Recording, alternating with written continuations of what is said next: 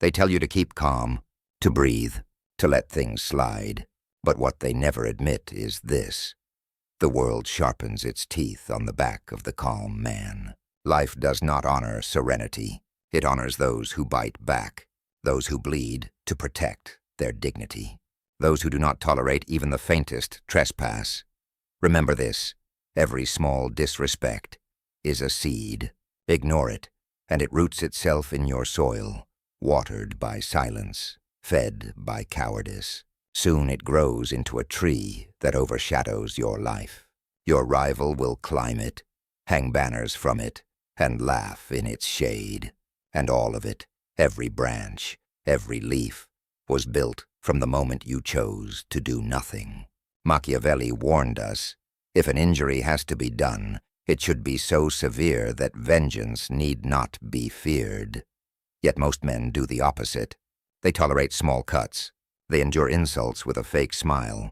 They let little thieves rob them of peace, of respect, of power.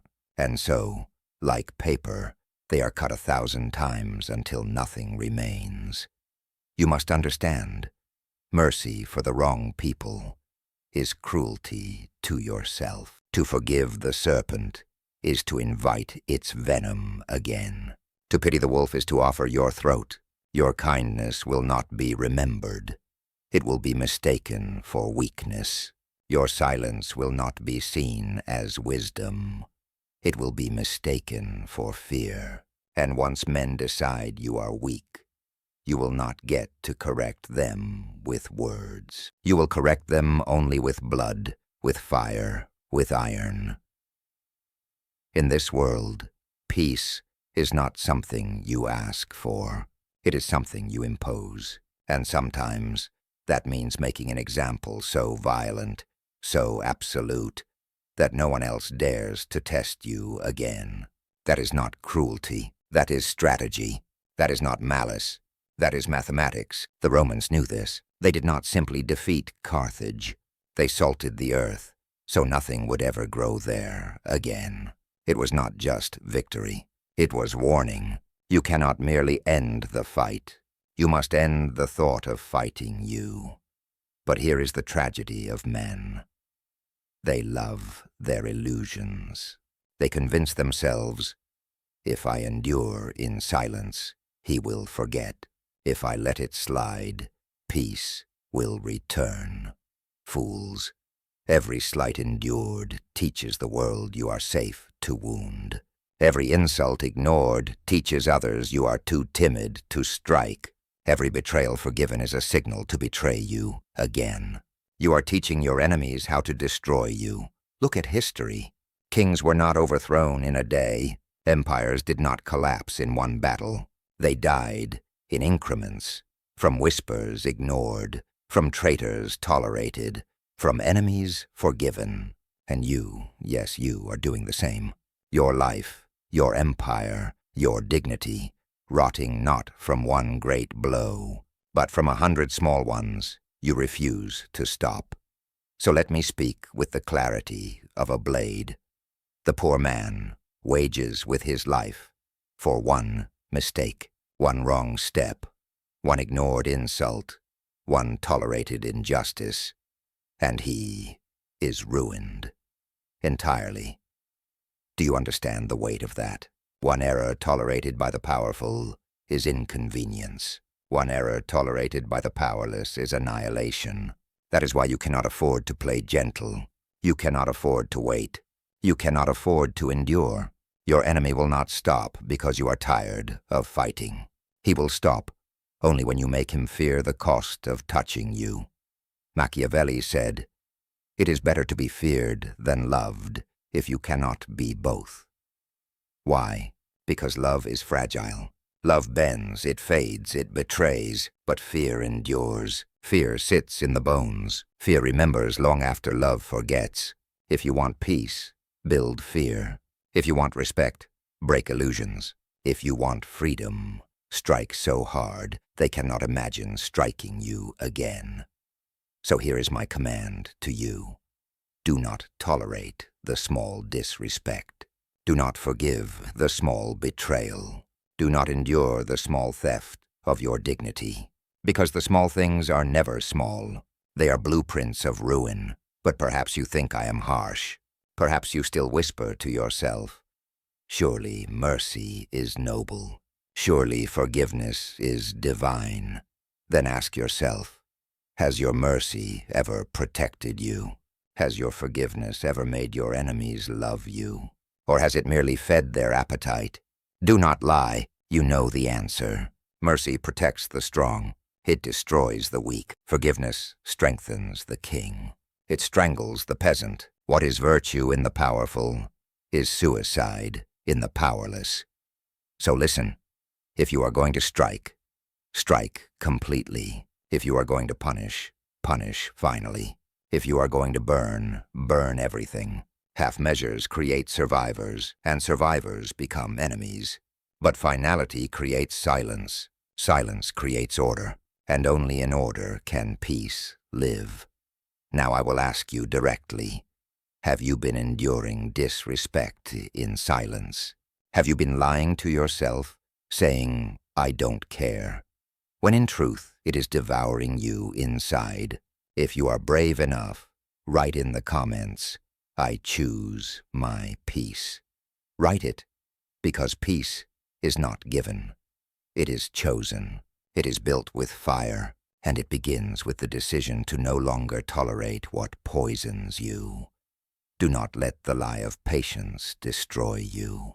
Do not let the illusion of nobility kill you. The world is not merciful. Why should you be? The lion does not apologize to the gazelle.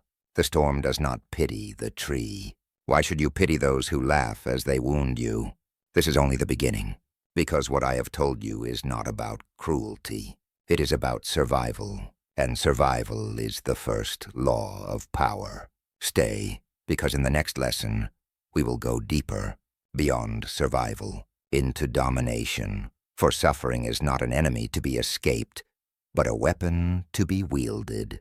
The strong man embraces hardship, for he knows it tempers his will, sharpens his cunning, hardens his resolve. The weak man flees from it, and in fleeing he shrinks until he is nothing but a trembling shadow. Look at him, running from discomfort, clutching at pleasures as though they were purpose. He gorges on distraction, lust, food, applause. He calls this happiness. But it is only sedation, a drug that dulls the voice of conscience, whispering, you have failed to become what you could be. Discipline is the marrow of strength, and without it, a man dissolves into appetites. The strong man governs his desires. The weak man is governed by them. And when you cannot command yourself, you cannot command anything. You become a slave, wearing the costume of freedom. To destroy the weak man within you, you must declare war on comfort and pleasure when they arrive unearned. Rest only has value after conquest. Pleasure only has power after discipline. To consume them without victory is to poison yourself. To rot while convincing yourself you thrive. This is the greatest lie of weakness. It calls sedation happiness. It calls numbness peace. But numbness is not peace. Numbness is defeat. The weak man also fears solitude, for silence forces him to confront himself. He clings to crowds, to chatter, to noise, but the herd cannot save him, for the herd devours its own. Solitude is the crucible in which sovereignty is forged. The strong man endures it, even rules it. The weak man flees it, because in solitude he hears the verdict of his failure. He avoids mirrors, avoids silence, avoids truth, and so he never rules himself. Understand this.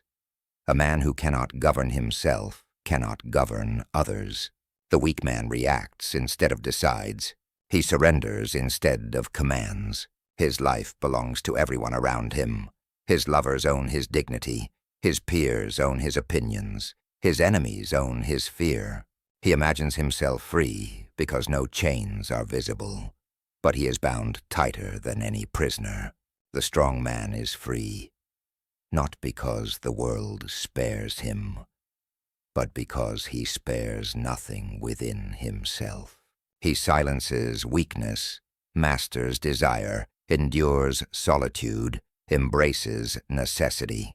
He rules himself absolutely, and therefore no one else can rule him. But weakness infects everything it touches. A weak father cannot protect his family. A weak leader cannot defend his people. A weak friend cannot be trusted in danger. His collapse destroys more than himself. It destroys everyone who depended on him. And when the ruin comes, he will cry, "But I meant well. My heart was pure." As if intentions could rebuild walls already burned. As if apologies could resurrect the dead. Weakness does not excuse failure. It guarantees it. That is why weakness must be executed, not tolerated, not excused, executed. When you kill the weak man inside you, you inherit a clarity few ever know. You cease to drown in pleasures. You wield them with discipline. You cease to fear solitude. You make it your kingdom. You cease to beg for fairness. You impose order, and in this transformation, you cease to be a victim of the world and become its architect. Weakness dies, sovereignty rises, but the weak man whispers even now. He tells you that words will save you, that if you explain yourself enough, plead eloquently enough, people will grant you mercy. This is the language of a beggar. Words without strength are noise, and noise irritates more than it persuades. Every syllable given without power is ammunition for your enemies. The strong man knows this. His silence is often his sharpest blade. His words land like verdicts, not arguments. He does not explain. He commands. Observe how the weak man handles conflict. He panics. He apologizes. He bargains. But bargaining from weakness is not negotiation. It is surrender wearing perfume. He buys scraps of approval at the price of his dignity. But the strong man thrives in conflict. He does not flinch when attacked. He studies. He does not panic when betrayed. He prepares. He does not beg for reconciliation. He punishes until betrayal becomes unthinkable. Where the weak man fears the storm, the strong man becomes it. Weakness also reveals itself in the obsession with belonging. The weak man cannot endure exile. He will betray his own judgment, abandon his own convictions, even mutilate his own dignity, if it means he can stay inside the herd. Acceptance is his drug, and he will pay for it with his sovereignty. But exile is the price every ruler must be willing to pay. The strong man does not fear standing alone. He fears only the loss of self-command. He knows solitude is often the path to power, because isolation strips illusions, purifies ambition, hardens the soul against applause. Remember this: appearances are more powerful than truth. Men judge with their eyes, not with their hands. The weak man demands to be seen as he truly is, but no one cares who he really is. His honesty becomes his noose, his transparency the window through which arrows are fired. The strong man bends appearances to his will. He cultivates an image of inevitability, merciful when it serves, ruthless when it terrifies, devout when it comforts, cunning when it protects. He wears masks, not because he is false, but because he is sovereign. Even in private, weakness corrodes. The weak man forgives himself too easily, excuses his failure too often, tolerates his cowardice until it becomes his second skin. He promises himself tomorrow he will change, but tomorrow never comes. The strong man demands from himself what others fear to demand. He punishes his own laziness, interrogates his own excuses, confronts his cowardice without flinching. He does not postpone sovereignty. He seizes it now, because delay is decay, and decay belongs to the weak. This is why weakness must be destroyed not gradually, but ruthlessly. If you leave it breathing, it will rise again. If you excuse it, it will own you. A single hesitation can cost a kingdom. A single moment of mercy can undo decades of discipline. Weakness must be crushed until even the memory of it is intolerable. And when this execution is complete, a transformation occurs. Your silence becomes heavier, your presence more commanding, your enemies more cautious. You no longer explain, you dictate. You no longer chase, you attract. You no longer bow, you are bowed to. This is not arrogance. This is nature restored. For men are not equal. The strong rule. The weak are ruled. Destroy the weak man inside you, or the world will destroy you in his place. That is the law written into the marrow of history, and there is no escape from it. But the weak man whispers still.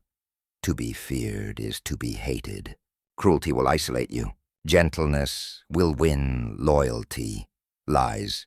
History is not written by the gentle. It is carved by those willing to be feared. Love vanishes at the first sign of danger. Fear endures because fear does not appeal to preference. It appeals to survival. A man who fears you will think twice before betrayal. Love fails, fear does not. The weak man hopes to be remembered for his goodness, but goodness dies with those who benefited from it. Power endures beyond centuries. Statues are not carved for the kind, they are carved for the strong. To choose weakness in the hope of being remembered kindly is to ensure you are not remembered at all. Even in death, the difference remains. The weak man dies quietly, forgotten, his life reduced to apologies and excuses. The strong man dies as a pillar. His enemies curse him, his allies revere him. His name carries weight. He may not be loved, but he is never ignored. Every man must choose to die as dust or to die as stone. Weakness ensures the first, strength guarantees the second. And understand this final truth. The weak man inside you will never stop resisting. Even now he claws for survival. He whispers, "This path is too cold. Compromise, spare me. Keep a fragment of me." But compromise is his last weapon. If you allow him even a fragment, he will rebuild himself. He cannot be reasoned with. He cannot be contained. He must be eradicated completely. Only then does sovereignty become fact. Only then does the throne within you belong to you. This is the law. Destroy the weak man inside you, or the world will destroy you in his place. Men should either be caressed or crushed, and if you allow weakness to live, you will always be the one crushed. Weakness will strip you of respect, of dignity, of power, until nothing remains but regret. But if you kill it, if you burn it from your soul with ruthless clarity, you will rise as something untouchable, a man who cannot be bent, cannot be manipulated, cannot be ignored. That man does not chase validation. He commands fear. He does not beg for fairness. He dictates order. He does not hope for respect. He demands it by presence alone. Now the verdict is yours. You can cradle weakness, excuse it, and watch it strangle your life in silence. Or you can cut it out of you without hesitation. One path leads to betrayal and ruin, the other to sovereignty and power. Every man must decide which death he prefers, the slow death of weakness or the violent rebirth of strength. If you have heard this far, it is because a part of you is already ready. A part of you knows that to be loved means nothing if it requires abandoning yourself. True self-love begins the moment you choose yourself, even if it means being misunderstood, rejected, even hated. So tell me in the comments, I choose my peace. Let the world see who among you is ready to pay the price of freedom. and do not leave now. The next lesson cuts deeper than this one. It will not just challenge you. It will scar you, and those scars will be the proof that you have begun to rise.